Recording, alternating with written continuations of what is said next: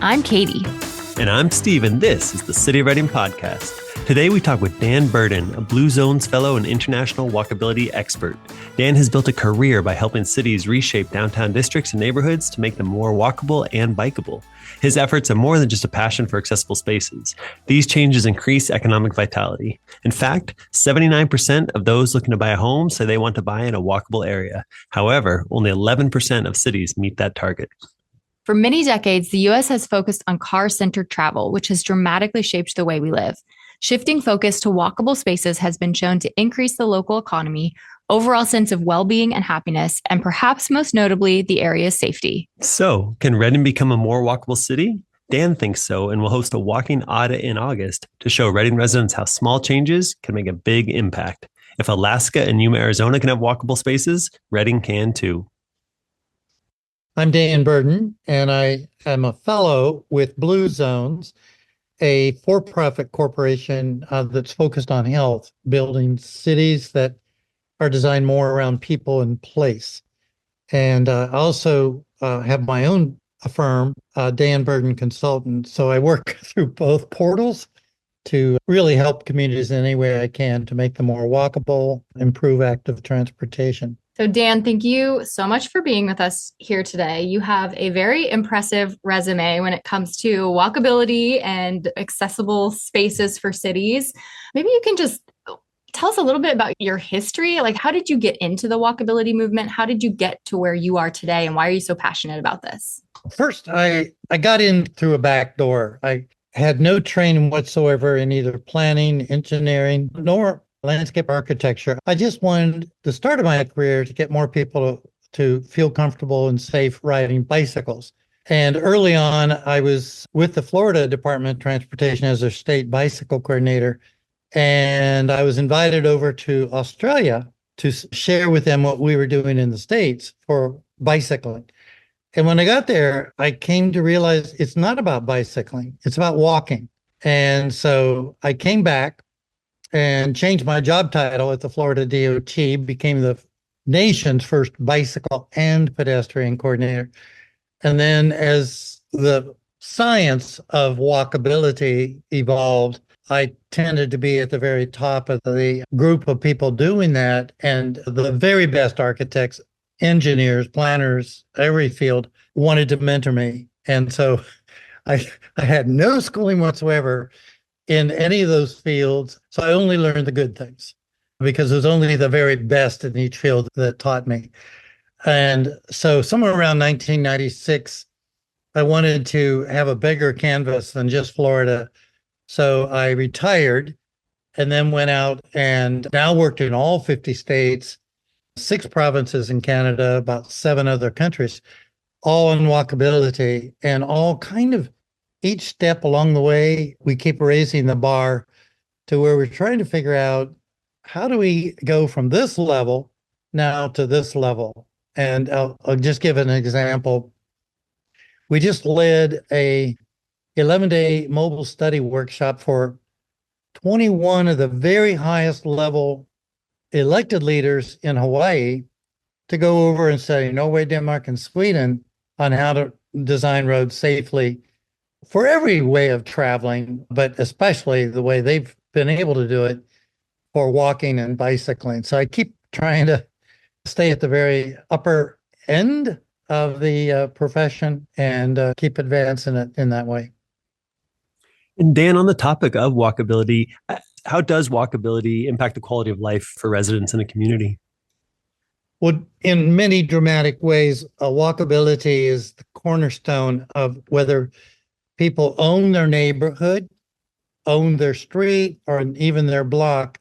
If, say, traffic speeds and volumes are too high, the number of friends you have, based on the original research by Donald Appleyard, the number of friends you have drops from 3.1 if the volumes and the speeds are low, friends on your block to now 0.09 if the volumes and speed get higher. So it has everything to do with livability. In time, people will abandon the fronts of their homes because of the noise and the other fear factors that come with incorrect use of their streets. It's so important that people are able to choose places to live where they own their own block, they own their street, and people don't misbehave on their block or their street.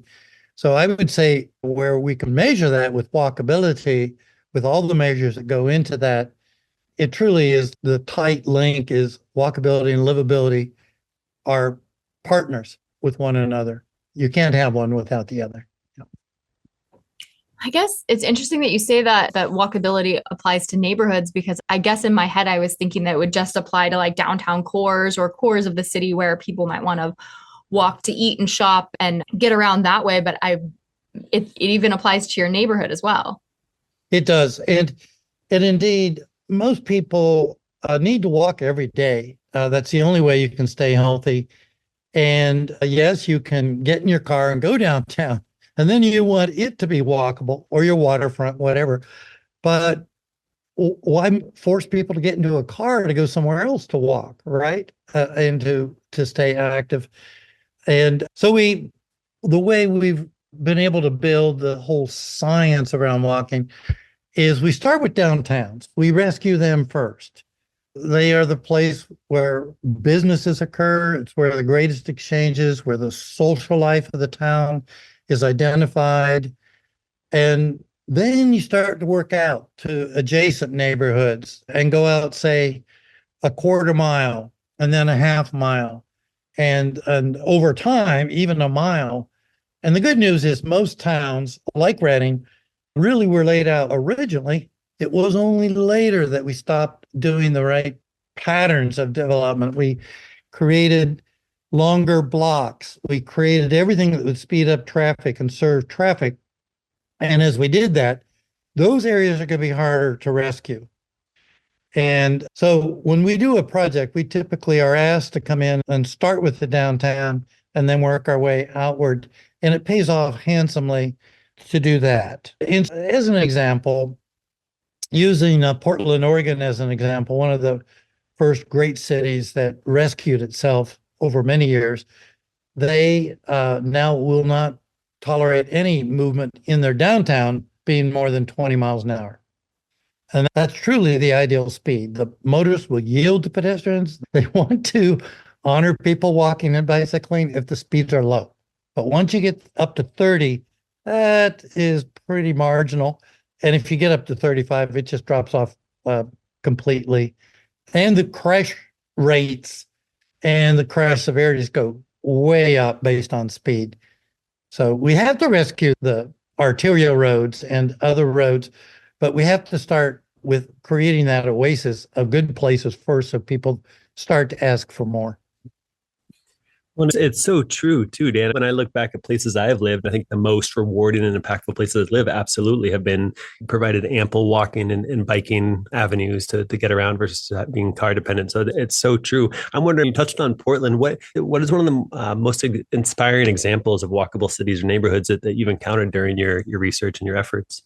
Portland would be among them. The Pacific Northwest is very high in my ratings. Seattle, Portland, of course, Vancouver, British Columbia, and Victoria, British Columbia.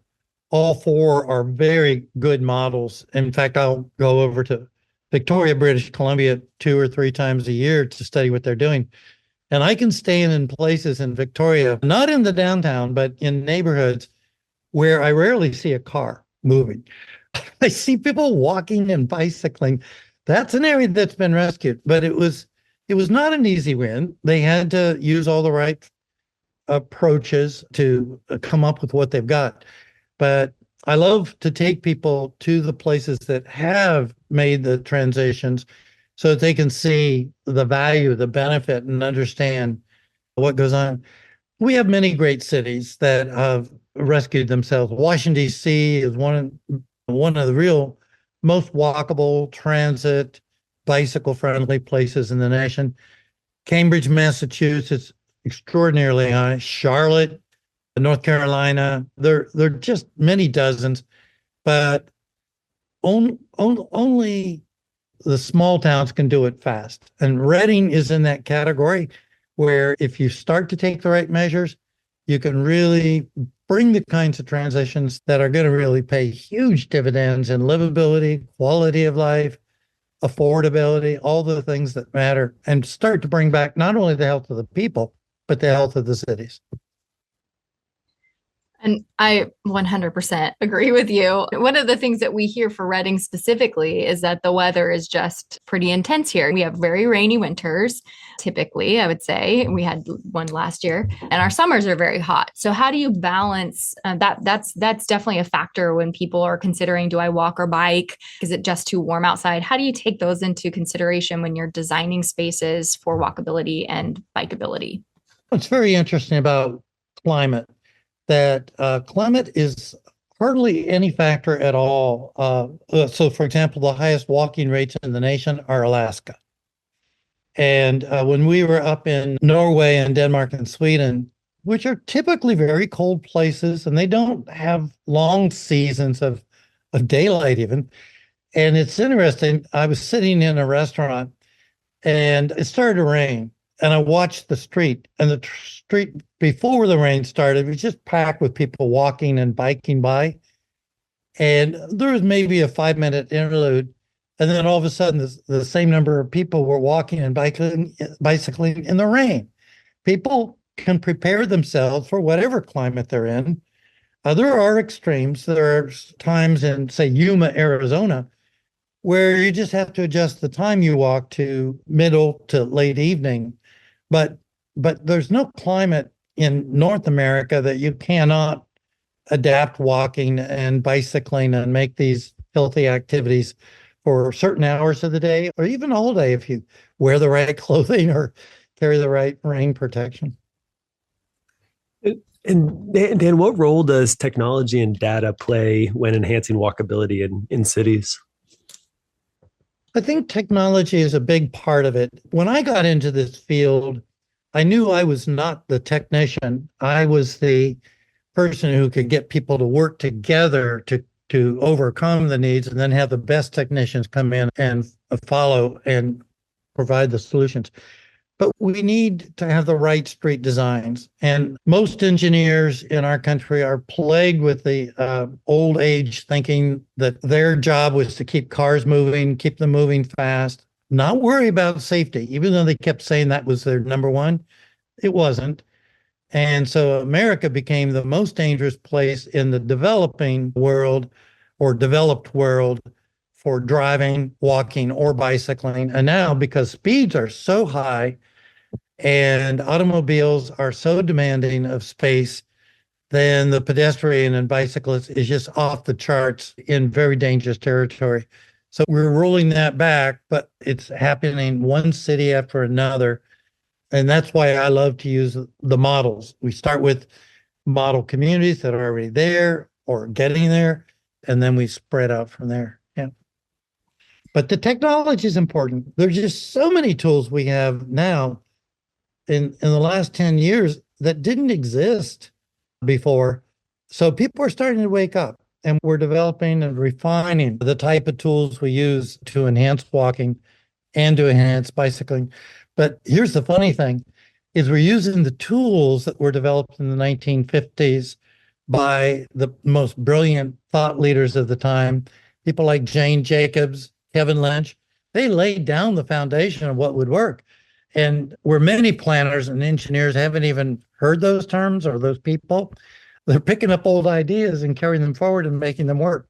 Things like in your downtown, your street, your sidewalk needs to have complexity. It needs to have enclosure. The buildings need to have transparency. All these things we have known. They were well defined for us. We just didn't pick them up while we were making this sidebar rush to further serve the car and sadly increase our dependency on the car. Yeah. I guess on that note, like, how do you pull that back? I'd say a community like Reading is so firmly attached to their vehicles. One, because we are quite spread out for a city. We have a lot of miles to travel if you're going from one side to the other, which, you know, people have just gotten used to growing up here to being in a car. How do you peel that back from people and show them what walkability looks like if they haven't experienced it themselves? We increase the number of people who feel comfortable walking and bicycling and not feeling they have to get in their car as much by building, first of all, 15-minute neighborhoods. And that starts with the downtown and a 15-minute neighborhood, which the folks in France are developing very well, really mean that if you take where you live and you go out 15 minutes or a neighborhood, that you can walk 15 minutes and get most of the things you need. You have access to parks, to schools, to libraries, to retail, and in many cases, even jobs. So we do that by making land use the big partner. The engineers just don't have the resources, the wherewithal. And I'll use myself as an example. When I worked in Florida, I was there for 16 years trying to figure out how to make bicycling and then walking safer. And where I did, fewer and fewer people were finding a comfortable walk because the land use was totally out of control. The decisions were made to do communities that were further out, that were only one type of use, like just residential, and that was it. Rarely was there good systems of parks or trails or links or connectivity.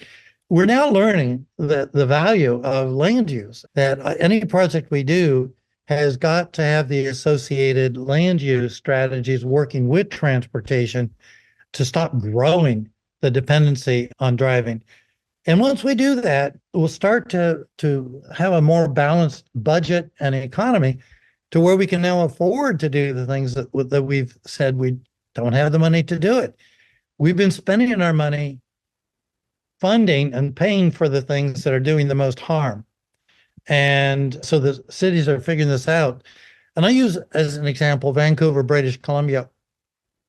In British Columbia, but especially Vancouver, when they look at their annual budget as a city, they say number one is walking. Number two is bicycling. Number three is transit. And then if there's any money left over, we will fuel more motor vehicle use. But they figured that one out, and they've been following that strategy to huge success. But it took building the land use elements so that people could have a place to live where they didn't have to depend on being in their car for every trip and every movement they took. So it's that partnership. And so when we look at a project, we're looking well beyond just pure transport. And maybe you can break down what success, you said that to huge success, like what does that success look like? Because I'd say a lot of people in our community probably don't see the benefit to walking or biking. They're just fine in their car. What's the matter with being in a car? Why would we divert resources to walking and biking versus just keeping the status quo? Number one reason is the economics of a community. And I use as an example, between 1980 and 1990, Portland, Oregon focused on bringing the growth back into their city. And as a result, during that 10-year period, they were able to drop their taxes. I believe it turned out to be 30%. And obviously livability went up, places became quieter, more wholesome, everything. At the same 10-year period, Atlanta used the outward growth scenario. They had to raise their taxes 20%. They had no choice because the cost of just doing business was that much more. And the cool thing is we now have all that data. We have those statistics and we can apply those to any community we work in. And I use another example. A fire department, the last time I checked, to build a new station was like $2 million, or at least to manage it and run it was that much per year. And so if you have good street connectivity, the old traditional pattern that downtown Reading is made up of, you can handle a vast amount of territory and cover the 6-minute window that you need for your emergency response. But if you go out to the broken style street system, you can only cover, I think it's 1/5 of the territory. So you have to have 5 times as many fire stations in order to cover the same territory because of broken land use and inappropriate patterns. So it's a huge cost to follow the suburban sprawl pattern that we came up with. It has the broken blocks and forces people into the car to make a trip because there's nothing within range that you can walk or bike to. So it's anyone who studies economics figures out that what you really should be looking at is yield per acre. So if you look at, say, a downtown block and a particular building and compare that with 1 acre, let's compare acre to acre. So an acre downtown versus an acre in a suburban strip area, you can increase the value of the land 800%.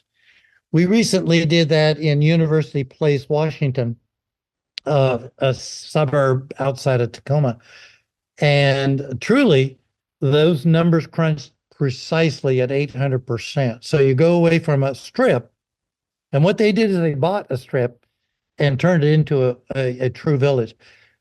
By doing that, the value of their land, the yield per acre that goes back to the city in terms of taxes, gave them that lift, 800% increase in valuation, and therefore more money to provide the services that cities require.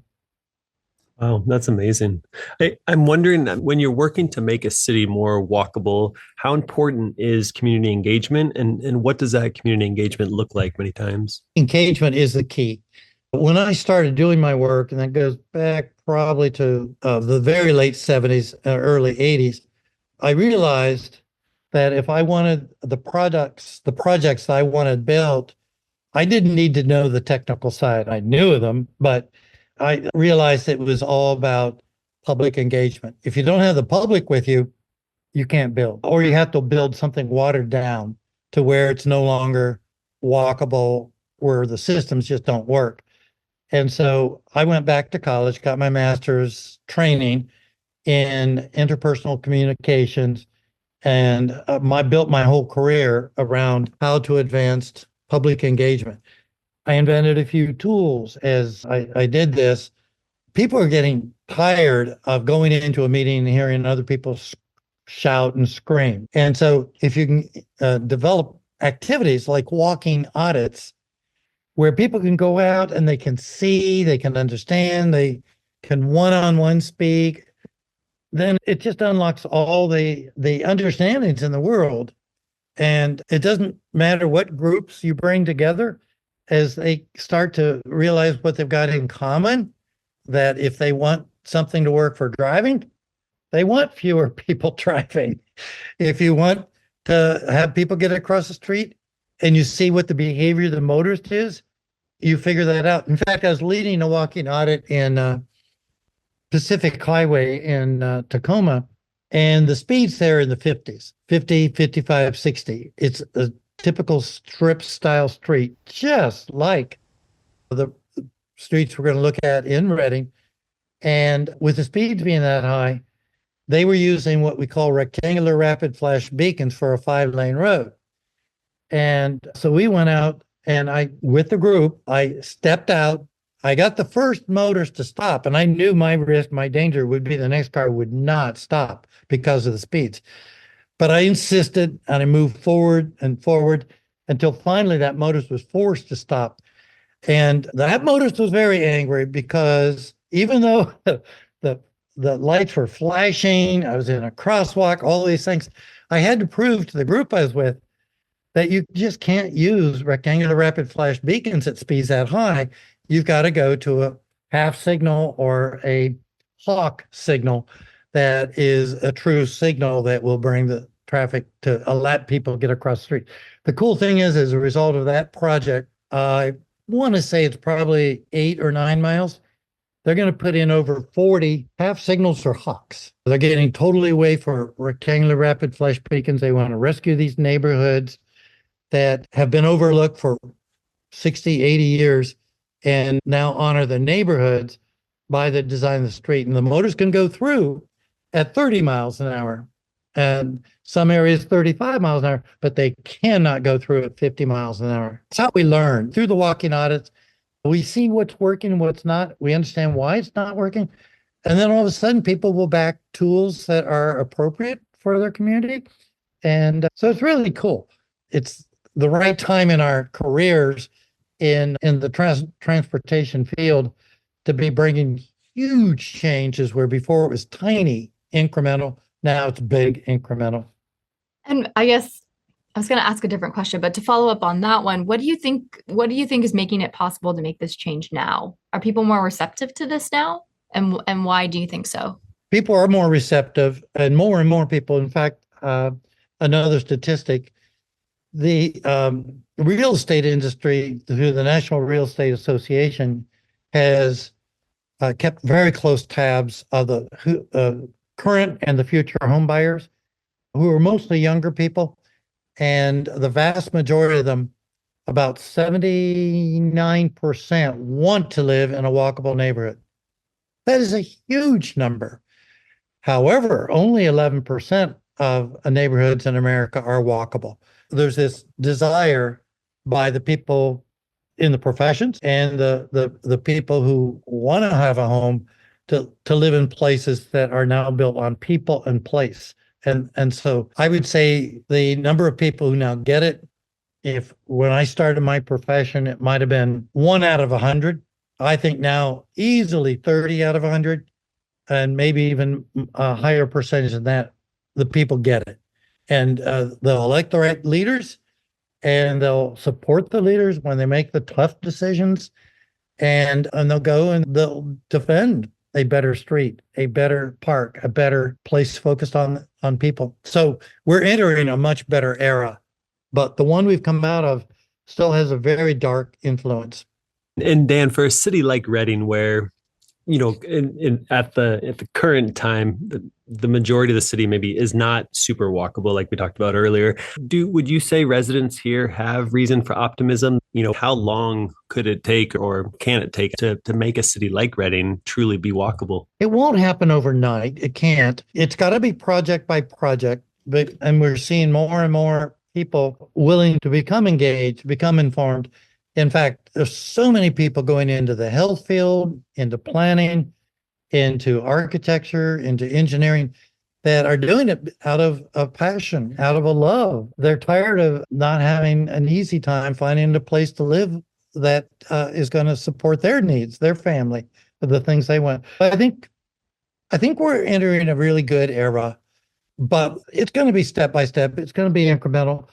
And just to use University Place as an example, where they converted a strip into a village, because they were early pioneers in this, it took them 30 years to get the final village built. It was that long, but they had the right leadership, the right elected leaders who stayed with them, that believed in the opportunity to build a truly walkable community, that they stuck through it. I've seen other communities go through maybe a 10-year transition, but once the transition's underway, 2 or 3 years in, people start to really get it. And it's just fun to watch that process. But definitely this is for the long haul. It's not going to be done in Reading or anywhere in 2 or 3 years or 2 or 3 projects. From your perspective, the wealth of knowledge that you have and the number of places you've seen and visited and helped shape this change, what do you see for Reading? What's the possibility in Reading if you could just dream it a little bit? Oh my gosh. First of all, to use some of the best new tools, right? And again, start with the downtown. That's where people are going to see the biggest bang for the buck, the biggest return of business and business life and profit margins. And it's got to be about that. And good places to go to bump into other people and so on. So you start with the downtown. I think the cool thing is I've studied the downtown. Your changes are going to be, at first, some of them are very simple. We're doing a new type of treatment in our country and people seem to love it. It's called tactical urbanism or quick fixes, but they can also be attractive. And you could, with a very moderate amount of money, make significant changes. And maybe you start with one street. Maybe you only start with one block, but you do that and you could do it easily within 6 months. You could have something underway and then you can grow out from there. And I've seen that done so many times so well that I'm a believer in start with the quick fixes, the low cost treatments, and prove that things work.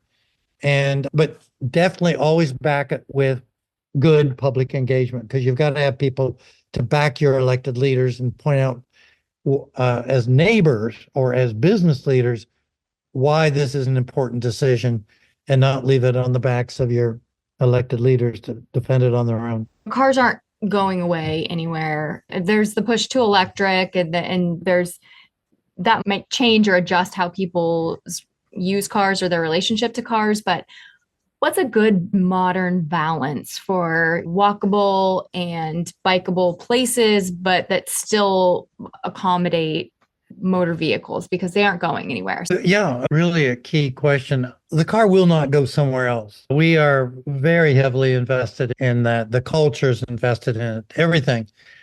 But people are getting tired of only having one choice. And so there's been a huge movement in our country for multimodal transportation, where anyone has a choice. They can elect, I'm going to drive this morning, this afternoon, but I'm going to take my kids to school by bike or walk or whatever. So that by giving people choice, we start to take pressure off of the streets. And then when land use starts to join the same growth opportunity, and we start building the right things, then more and more people are going to say, I want to live somewhere where maybe I still own a car, but I may only drive it on weekends or whatever. Right now, people don't have a choice. And so I think that's what we're going to see in the future, is more and more people are going to demand it. And more communities are going to have places you can elect to live, where you only use your car when you really need to. And there are many cities that are already there. I'll just use an example. When I started college in 1970, it was in Missoula, Montana. My wife and I didn't need and didn't own a car for maybe 15 years there. And then when we finally had kids, we needed a car. But we lived 15 glorious years without a car. And we borrow one on a weekend if we're going to do big shopping or whatever. So, yeah, I think I say this to all the many clients I have. This is the best time to be advancing transportation in many decades. There's never been a time like this. There are so many people that now get it. Caltrans gets it. They want to see successful projects. I'll just use a 15 years ago and then recently example. Bridgeport, California. They asked me, the 4 communities up there asked me to come in. I want to say now it's probably been 20 years ago. And when I came there and studied their opportunities, there was so little traffic that I could literally lie down in the middle of the street for 10 minutes and never have to move because there just wasn't any traffic. Yeah, there's some in the summer. But anyway, Caltrans not only rejected the idea, they're saying to the community, you don't have the right to make a decision for your community. This is our road. And so truly they rejected all the ideas for the community. 15 years roll by. Caltrans then funded a return visit, and we worked with the community, and then they first of all took out lanes, and they tried out new tools like back and angled parking, a roundabout or two. Totally different time. And that's the good news, is Caltrans sees a different world. They know they're running into the wall. You can't just keep building more highways. You can't keep widening intersections. It just doesn't work. Caltrans is now a willing partner. So the whole world has changed.